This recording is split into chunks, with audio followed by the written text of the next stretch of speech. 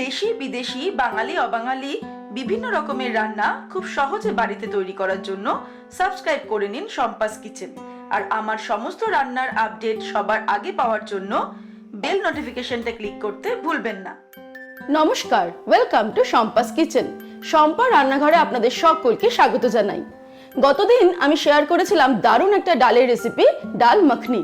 আর এই ডাল মাখনি খেতে আরো বেশি ভালো লাগবে যদি আপনারা বাড়িতে তৈরি করে ফেলেন আজকের এই রেসিপি। আপনারা রেসিপিটা দেখুন, ভালো লাগলে অবশ্যই রেসিপিটাকে লাইক করবেন, শেয়ার করবেন। আর আমার এখনকার দিনের রেসিপিগুলো দেখার জন্য ইউটিউবে গিয়ে সার্চ করুন সম্পাস কিচেন। তাহলে চলুন শুরু করি। সবার প্রথমে আমি একটা বড় বোল নিয়ে নিয়েছি, তার মধ্যে আমি নিয়ে নিচ্ছি ময়দা। আমি 2 কাপ পরিমাণ ময়দা এর মধ্যে নিয়ে নিলাম।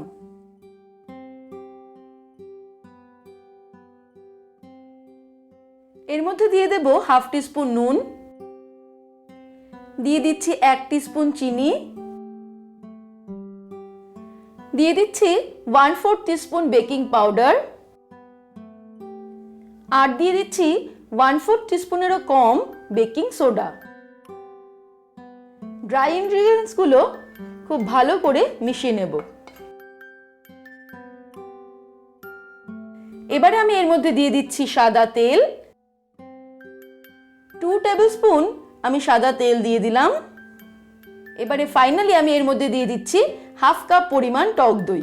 টক দইটা দেওয়ার পরে ভালো করে আমি ময়দার সঙ্গে মিশিয়ে নিচ্ছি। প্রথমে কিন্তু আমরা জল অ্যাড করব না। ভালো করে মিশিয়ে নেওয়ার পর এবার আমি এর মধ্যে অল্প অল্প উষ্ণ গরম জল অ্যাড করে ময়দাটাকে মেখে নেব।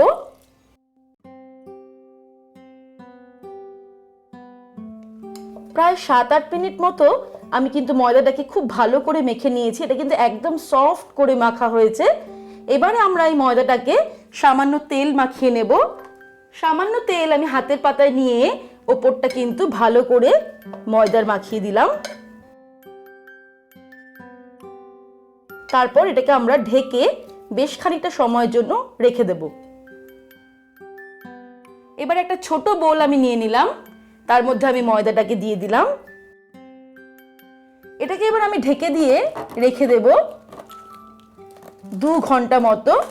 অ্যাকচুয়ালি আমাদের হাতে যদি একটু বেশি সময় থাকে সেক্ষেত্রে কিন্তু আমরা আরেকটু কিছুটা সময় ঢেকে রাখতে পারি, কারণ যত বেশি আমরা ঢেকে রাখবো তত কিন্তু আমাদের নানটা খুব ভালো হবে। 2 ঘন্টা হয়ে গেছে, এবার এটাকে আমরা খুলে নেব।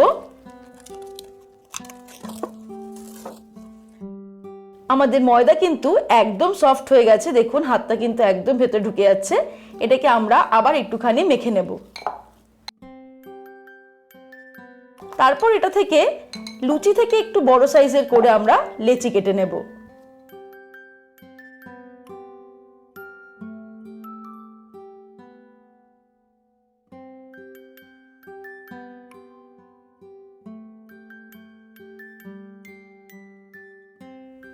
লেচি কেটে নেওয়ার পর এবার আমরা নানগুলোকে বেলে নেব। তার জন্য আমি বেলুন চাকি দুটোর মধ্যেই কিন্তু একটু করে তেল মাখিয়ে নিচ্ছি।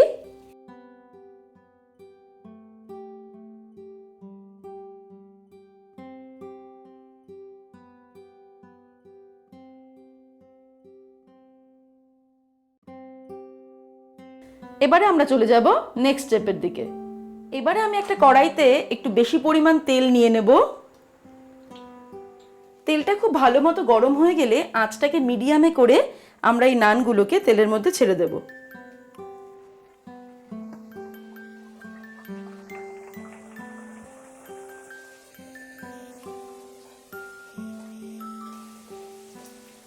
এটা কিন্তু ফুলে উঠবে, সঙ্গে সঙ্গে আমরা পাল্টে দেব। তৈরি হয়ে গেল ডাল মাখনি বা চিকেন বা পনিরের বিভিন্ন সাইড ডিশের সঙ্গে সার্ভ করার মতো আজকে আমাদের রেসিপি নানপুরি। রেসিপিটা ভালো লাগলে লাইক শেয়ার করতে ভুলবেন না। আর এরকমই দারুণ দারুণ রেসিপির আপডেট পাওয়ার জন্য এক্ষুনি আমার চ্যানেলকে সাবস্ক্রাইব করে নিন আর বেল আইকনটা অবশ্যই প্রেস করে দেবেন। ভালো থাকবেন, সুস্থ থাকবেন। আমি আবার হাজির হব নতুন নতুন রেসিপির সঙ্গে। নমস্কার।